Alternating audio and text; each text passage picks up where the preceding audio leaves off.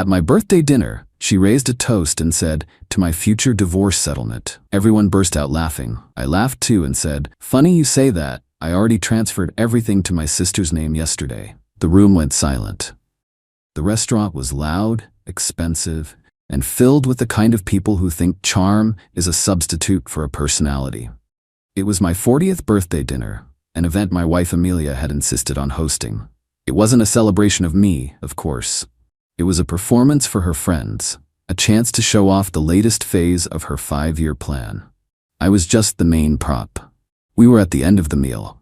The waiter had just set a ridiculously small, architecturally ambitious dessert in front of me with a single candle flickering on top. Amelia's best friend, a woman named Claire, who had the warm, empathetic eyes of a shark, tapped her champagne glass with a manicured nail. "A toast," she announced, "to the birthday boy." Amelia stood up, glass in hand, a beatific smile plastered on her face. She looked every bit the part of the adoring wife. She let the chatter die down, ensuring she had the full attention of the table. Her parents, her sister, and her 3 best friends, the inner circle of her life's board of directors. "To my wonderful husband," she began, her voice dripping with fake sincerity. "A man of simple tastes, but a generous heart." A few of her friends snickered. "And," she continued, her smile widening as she locked eyes with Claire, "to my future, the one we've all been working so hard on, to my future divorce settlement." The table erupted. Not just laughter, but a wave of triumphant, howling glee. Claire raised her glass and shouted, "Get that bag, girl!" They all burst out laughing again, a coven of hyenas celebrating a successful hunt. They thought it was the funniest, most audacious joke in the world, a public acknowledgement of the long-running con they were all in on. I didn't get angry. I didn't look hurt. I laughed too. A real, genuine laugh. It was the laugh of a man who had been patiently waiting for the punchline, and it was even better than he had imagined. I stood up, picked up my own champagne glass, and smiled at my wife. "That's hilarious, honey," I said, my voice carrying easily across the suddenly quiet table. "Funny you should say that." I took a sip of champagne, letting the moment hang in the air. I already transferred everything into an irrevocable trust in my sister's name yesterday, but happy birthday to me, I guess. The silence that fell over that table was the most beautiful sound I have ever heard. It was a dense, heavy, and deeply satisfying silence. The kind of silence that follows a massive, unexpected explosion.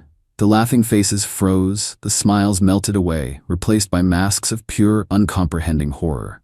Amelia just stared at me, the color draining from her face, her glass trembling in her hand. They thought I was the mark. They had no idea I was the one running the sting operation. Let me be very clear. I am not a wimp. I am not a simp. I am a senior investigator for a major insurance company. I don't sit in an office. I work in the Special Investigations Unit, the department that handles high-value, complex fraud. My job is to look at a perfectly manicured life and find the lie holding it all together. I spend my days sifting through financial records, conducting surveillance, and interviewing people who have turned deception into an art form. I don't believe in coincidences. I believe in patterns. And for the last year, my own marriage had been my most fascinating case file. I met Amelia 4 years ago. She was working in art curation, a job that paid very little but offered a maximum of social prestige. She came from a family that had the appearance of wealth, but was, as I would later discover, a house of cards built on a mountain of debt. I was a different kind of project for her. I didn't come from money, but I had made my own. I was stable, successful, and to her, I suspect, deeply boring. I was not her dream, I was her financial safety net. I wasn't a fool. I saw the red flags from the beginning. The way she'd casually mention her friend's new vacation home, the way her needs always seemed to scale up perfectly with my latest bonus. But I was, for a time, a willing participant. I had spent a decade of my life in the cynical, dirty world of fraud investigation. Amelia, for all her flaws, was a departure from that. Our life together was simple. I thought, perhaps foolishly, that my stability could provide a foundation for something real. That she would eventually outgrow the shallow materialism of her upbringing. Our marriage was a calculated risk. I insisted on a prenuptial agreement that protected all my pre-existing assets. She had laughed it off, calling it an unromantic formality, but she signed it. For 3 years, I played the part of the devoted, slightly oblivious husband. I funded her lifestyle. I paid off her lingering student debt. I financed the down payment on the beautiful home that was now, legally, our marital property. I was investing in the partnership, waiting to see if it would ever pay a genuine dividend of loyalty and respect. The investigation into my own life began 3 months ago. It started with a single, anomalous data point.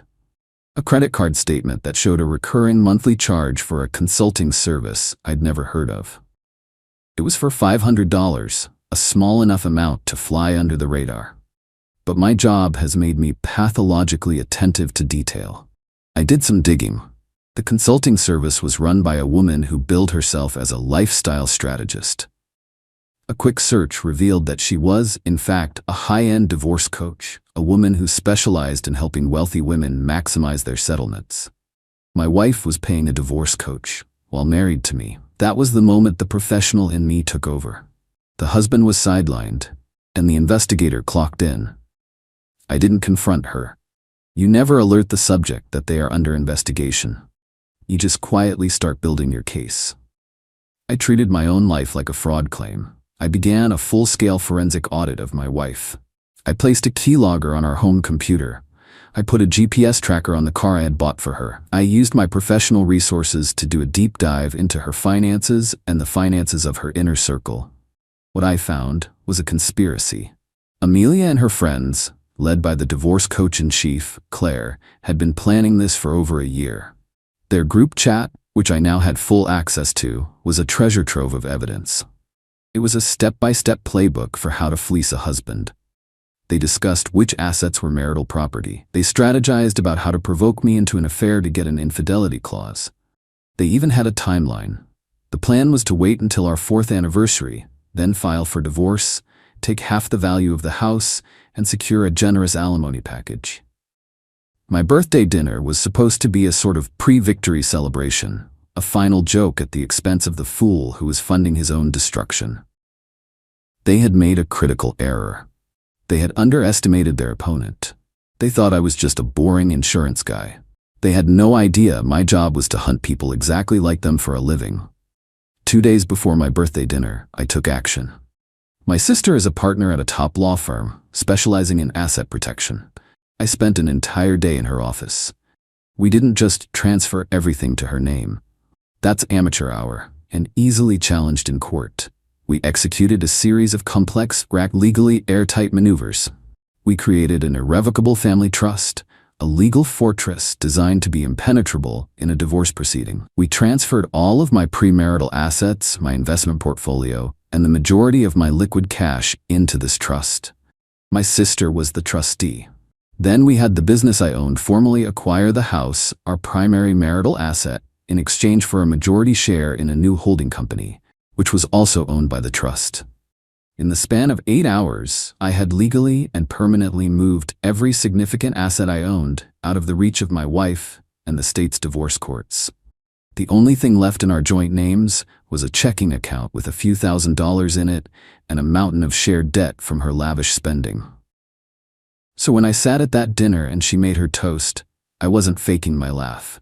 It was the purest, most satisfying laugh of my life. I had spent 3 months investigating the biggest fraud case of my career, and I had just closed the file. Update 1. The scene at that restaurant after I dropped my little bombshell was a thing of beauty. It was like watching a movie in slow motion. The laughing faces froze, the champagne glasses stopped halfway to their lips, and then the panic set in. Amelia just stared at me, her mouth slightly open. Claire, the divorce coach, was the first to recover. She let out a sharp, nervous laugh. "That's not funny, Mark," she said. "You can't just do that." "Do what?" I asked, taking a calm sip of my water. "Protect my assets? Actually, I can, and I did. It was a very productive day yesterday." The party was over. The check was paid, by me, the final ironic twist, and the ride home was a masterclass in silent fury. Amelia didn't say a word. She just stared out the window, her mind no doubt racing, trying to figure out if I was bluffing. When we got back to the house, the mask of the sophisticated, composed woman fell away, and the greedy, terrified creature underneath emerged. "What did you do?" she hissed, the moment the door closed behind us. I took a piece of professional advice I often give my own clients, I said, unbuttoning my cuffs. When you suspect you are the target of a long-term premeditated fraud, you take immediate and decisive action to mitigate your losses. Fraud, she shrieked. I'm your wife. Are you? I asked. I walked over to the bookshelf, pulled out a thick, leather-bound binder, and dropped it on the coffee table. It was my case file. Because this file suggests you're a co-conspirator in a plot to defraud me of my assets upon the dissolution of our marriage. A marriage you have been actively planning to end for over a year. I opened the binder. The first page was a printout of the invoice from Claire's consulting service. The next few pages were color-coded charts showing the flow of money from my accounts to her lavish lifestyle. And then, the main event, 100 pages of printed, time-stamped messages from their group chat. I let her read for a few minutes. I watched her face turn from red with anger to ghostly white with fear as she saw her own words, her own plans, laid out in black and white. Where did you get this? She whispered. I'm an investigator, Amelia, I said. It's what I do. You were so busy planning the perfect crime, you never once stopped to consider that you were married to the perfect detective. The fight, the real one, went on for hours. She cried, she screamed, she denied. She blamed Claire. She blamed her friends. She blamed me. It was a textbook performance from a subject who knows they've been caught. The next morning, she was gone. She had packed a bag and gone to stay with her parents. Her lawyer called my lawyer, my sister, that afternoon. And that's when the second and most beautiful phase of the consequences began. My sister is a shark. She didn't just confirm that the assets were in an irrevocable trust. She went on the offensive. She informed Amelia's lawyer that we had a comprehensive file of evidence proving a conspiracy to commit fraud. She explained that if Amelia chose to contest the trust in a lengthy and expensive court battle, we would not only win, but we would also file a separate civil suit against her, her sister, and her friend Claire for the $65,000 they had stolen from me. Oh, did I forget to mention that? In my audit, I had also uncovered a little side hustle where Amelia and her sister were using our joint credit card to buy designer clothes, wear them once, and then return them, a pattern of behavior that constituted, you guessed it, a form of fraud. Amelia's lawyer, who was probably some local guy used to simple divorces, was completely out of his depth. He was facing a top-tier law firm with a mountain of evidence. He advised her to take a settlement. The terms I offered were brutal, and they were non-negotiable. She would agree to an uncontested divorce. She would walk away with zero claim to any of my assets, past, present, or future. The house would be sold, and after the mortgage was paid off, the remaining equity would be split. After I had deducted the $65,000 she had stolen, plus my legal fees, she would end up with next to nothing. While she was dealing with that legal nightmare, I moved on to her support network. It was time to deal with the coven. Update 2. My revenge against her friends wasn't about being loud. It was about being precise. It was about using the information I had gathered to dismantle the very foundations of their comfortable, arrogant lives. Claire, the divorce coach, was the first target. She was the architect of the whole plan. My investigation had revealed that she was not just giving bad advice, she was operating in a legally gray area. She wasn't a licensed lawyer, but she was providing specific legal and financial strategies to her clients for a fee. I compiled a detailed report, complete with testimonials I had found from other disgruntled former clients online, and sent it, anonymously, to the state's Bar Association and the Attorney General's office for investigation into the unauthorized practice of law. Her little consulting business is now the subject of a major state-level investigation. Her career is likely over. The other two friends in the hive were simpler. One of them, a woman named Becca, worked in public relations for a large, very family-friendly corporation. Her social media was a curated mess of her partying, her casual drug use, and her generally terrible life choices. I simply compiled a greatest hits of her public posts and sent it to her company's HR department with a note. As a shareholder, I am deeply concerned about the public behavior of your employees and the potential risk to your brand's image. She was fired for violating the company's morality clause within a week. The final friend, Jessica, was married to a man who was a partner at a rival insurance firm. A man I knew professionally. I simply arranged to have a coffee with him. I didn't show him the group chat. I just told him, man to man, that I had recently uncovered some deeply troubling information during my divorce proceedings that involved his wife. I told him I thought he had a right to know that his wife had been actively coaching my wife on how to commit marital fraud. Then, I gave him the name of a very good forensic accountant. I don't know what happened after that, but I saw him a few weeks later, and he was no longer wearing his wedding ring. In the span of a month, Amelia's entire support system had been systematically and surgically dismantled. The friends who had laughed at her joke were now unemployed, under investigation, or in the middle of their own messy divorces. They had all turned on each other, blaming Amelia for bringing a monster into their lives. She was completely, utterly alone. Final update: it has been 3 months since my birthday dinner. The divorce was finalized last week. As predicted, after the sale of the house and the deduction of the money she and her sister had stolen, Amelia walked away with less than $10,000. A pathetic severance package for 3 years of what she thought was a brilliant investment. She had to move back in with her parents. Her father, whose business was already struggling, had to take out a second mortgage to cover the legal fees from her divorce and the impending lawsuit from Uncle Ron against Megan. Oh yeah, that happened too.